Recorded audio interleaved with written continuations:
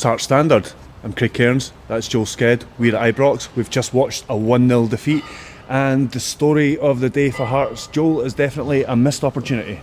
Yeah, it feels like I have just been repeating myself when writing. The instant analysis recently against Hibs. I thought it was a missed opportunity because they were honking.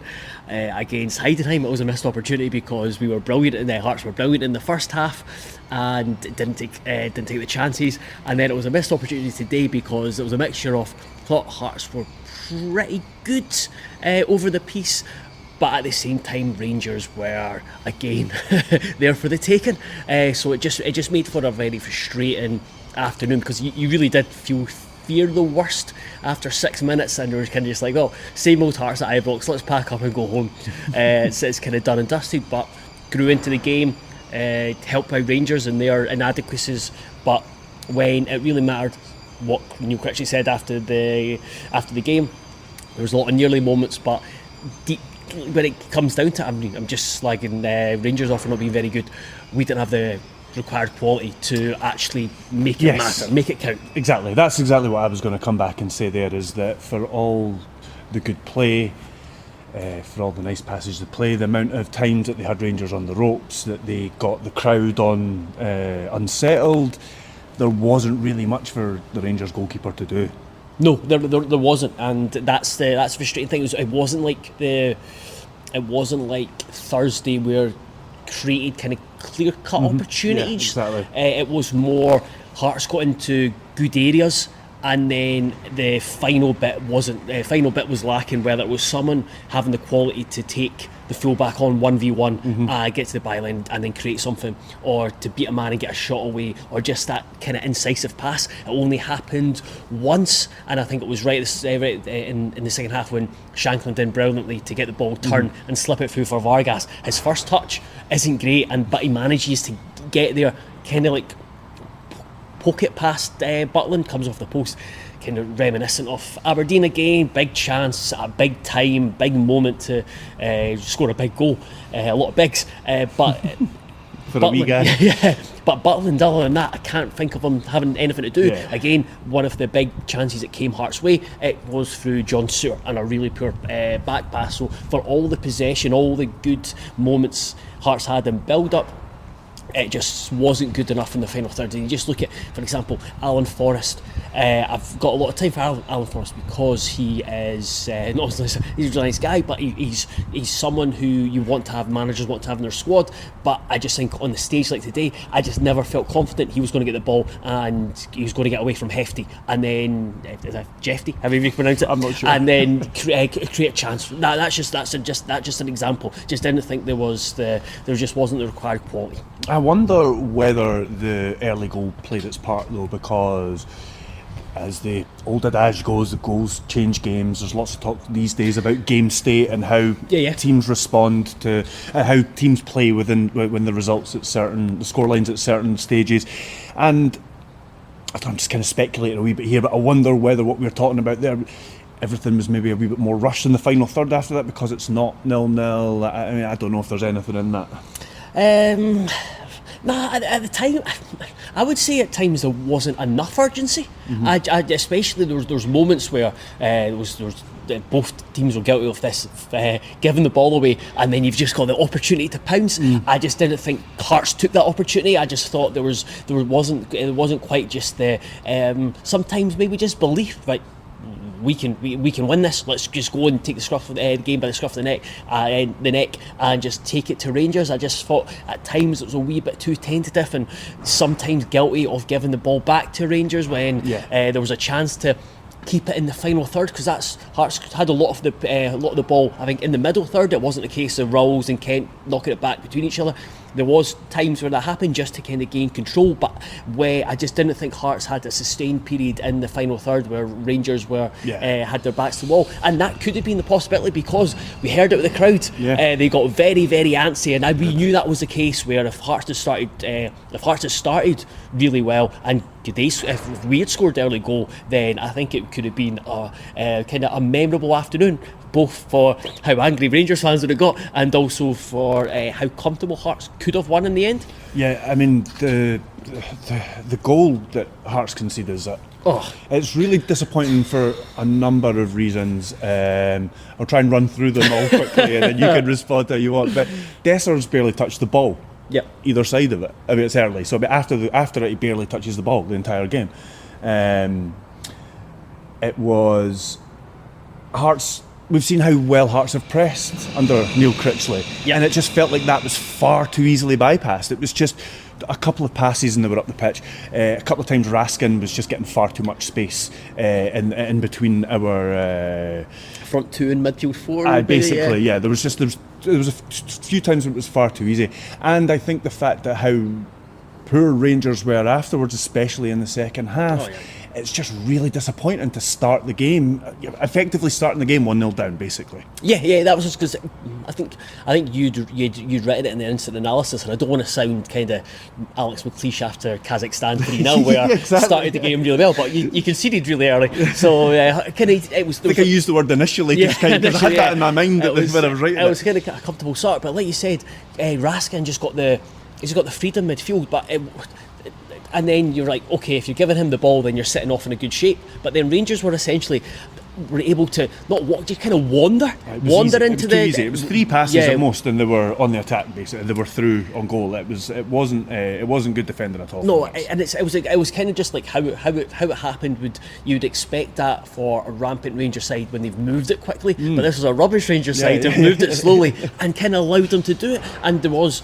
Because we talked about it, the Raskin, just how Raskin was getting on the ball. I think he was given man of the match, and there was a moment in the second half where Critchley kind of turned away in frustration because he was able to get the ball really easily from the Rangers' defence. But yeah, it's just, I think it just comes back to just the miss. You're kind of.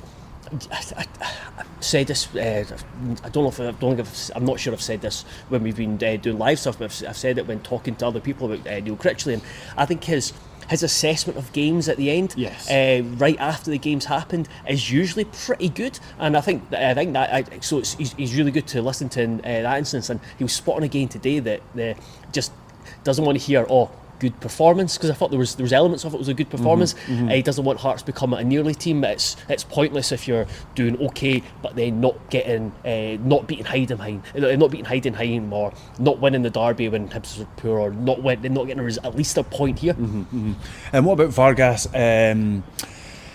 It's a really difficult one, isn't it? Because there's clearly something there. He's scored against St Johnstone. That same game he misses a chance to sort of kill it there. He's through 1-on-1 here. He was through 1-on-1 against Aberdeen a few weeks back, and he's missed both of those. There's another, just to bore everybody again, I'm reading another book on data, the football data revolution, and this probably applies to Dessers as well, given his struggles in front, although he's still scoring loads of goals. I don't understand what the complaints are sometimes, but anyway, that's for another channel to be worrying about. But it argues, and the belief is, again, teams like Brighton and Brentford have challenged these assumptions that if a player is getting into all these positions and he's missing, they still see that as a good thing, because then they start to get undervalued in the market and that kind of thing. And so the fact that the argument there is that it's still getting into those positions is the more important thing than finishing those positions, because eventually you will start to finish them. Do you see that coming from Vargas? So I understand that concept, and getting into good positions is great, but this is where kind of XG is a wee bit devalued, because I think XG is great to kind of show the chances you're creating, and that the players are getting into the right areas, and that you're and to kind of see how good chances you're creating, but sometimes players are just not very good at finishing. Sometimes it just comes down to quality. It comes down to quality, and it's been a frustration for Vargas since he's came in. You have to caveat everything with he's only 22. He doesn't get the same grace as other young players does he? Because he's like a £500,000 signing. And he's young, and I just think it's because there's an expectation. I think I've seen Ian from Maroon Tinted Spectacles put it on Twitter. Twitter, and he talked about how Vargas was kind of paraphrasing, kind of be the revelation of the season for Hearts, and or just was so excited to see this season's version of Vargas. I was the same. I thought he was going to take the next step up, and I think that's where there's been a lot of frustration amongst fans, understandably. But I think you do have to remember he's young. However, he needs to develop that composure. I remember speaking to Stephen Naismith about it. He needs to realise when he's in the final third that kind of he's in control, just to kind of take a deep breath, and like you're the person who is got the ball. It's you that makes the decision. But since he's came in, is when he's had time, that's where he struggled. We've seen it with the Kilmarnock, the St Mirren game, where it was more instinctive, and he was just having to kind of fire at the shot. So that's something that definitely needs improvement. I'm absolutely not going to write him off. No, and I'm very much in the pro Ken Vargas camp. I really do believe that there's something really positive to harness him, because you look at that situation. That's what you want with Shanklin dropping in, getting the ball turning, playing, and Vargas stretching the team. So yeah, it's jumping on mistakes. Kind of stuff, he's a pest. He brings so much, but it's again, use this word. It's frustrating when he doesn't take those chances. Yeah, I think that's the overall theme, is frustration. I did ask Neil Critchley after the game about the international break. What I tried to ask was, must be good that you're going to get some time on the training pitch, because it's just been game after game after game. I think he took my question to mean it would be good time for a break because you've just had a couple of defeats. But thankfully Joel kind of followed up and asked what I meant to ask. And I think, obviously, Hearts do need that. And Neil Critchley does need that. They've not had, other than the 4 days when he first took over, and even then the first game the first day would have just him getting in the door. It wouldn't have been necessarily taking training. So the Tuesday that wasn't it? Tuesday was an unveil, and then Wednesday, games the Saturday. Three, and that's probably the longest run stretch he's had without any kind of like upcoming game, or like recovering from a game that's just passed or whatever. So it will be very interesting to see what Hearts come. I mean, couldn't pick a much more difficult game to come back to, but it'll be interesting to see which Hearts comes out of the other side of this international break. But big time. I think it's. I think you have to take into consideration that Neil Critchley is a training ground coach. That's what that's what he wants to be. Speaking to people who've kind of no longer worked down south. He wants to be on the training ground. He wants to have that connection with the players. He wants to help them improve, help the team improve individually and collectively. So that'll be massive for him. I think they've got. I think the plan is they will be training the next couple of days. I think they've got a bounce game in the middle of the week for the players who have not been playing. I'm guessing some players who have been playing will play in that as well. Then they'll have a few days off by the sounds of it, and then they'll be all building up to the Celtic game. So I'm really encouraged, because I like a lot of the aspects we've seen so far under Neil Critchley. There seems to be a base level of performance we're getting now, or at least the application of it. Anyway, there seems to be. There's a standard that's being met there that wasn't being met before Critchley came in. Basically. Yeah. There's not been any disastrous performances, and you can see identity forming. You kind of know what we're going to get. You know what you're going to get when turn up and watch Hearts. Sometimes it'll be better. Sometimes it'll be not as good. But it's not been awful. There's not been an awful performance yet. There's a great attitude out with the ball. Again, that first half at Heidenheim is exactly how Hearts fans want to see a Hearts team play. It's impossible that it's going to be like that all the time, but the fact that that's in it, and they can do it every done it against Omonia, done against St Mirren, that it's more consistent. That's a big one. And the fact that Musa came back as well. I did. You want to add anything on that before we go? Just that he. Sorry, I get messages on my watch. That's what I was checking. I found the more interesting aspect was what Neil Critchley said afterwards, that he was just kind of based it on training. That he's trained well. He's worked his way back in.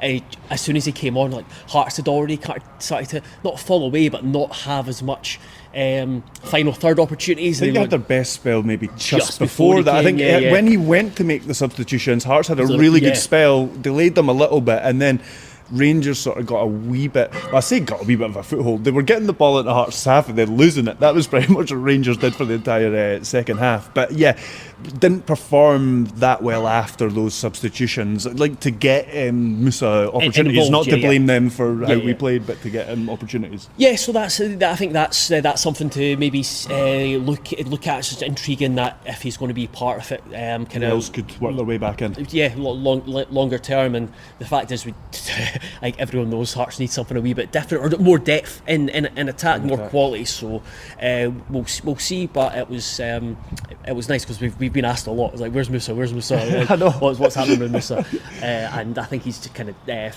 maybe finally made a really or just made a slowly and surely made a good impression and got himself back in. So. Yeah. So yeah, we will have an international break now, and Celtic again. Celtic in 2 weeks. My God, what am I doing here? Joel's going to be off next week. We'll sort out some other content for you. But until then, make sure you share this. Please subscribe if you haven't already. Lots of you that are watching aren't subscribed. It's free, it's easy to do, and it really, really helps us. Please be sure to check everything out at heartstandard.co.uk, and we will see you again soon.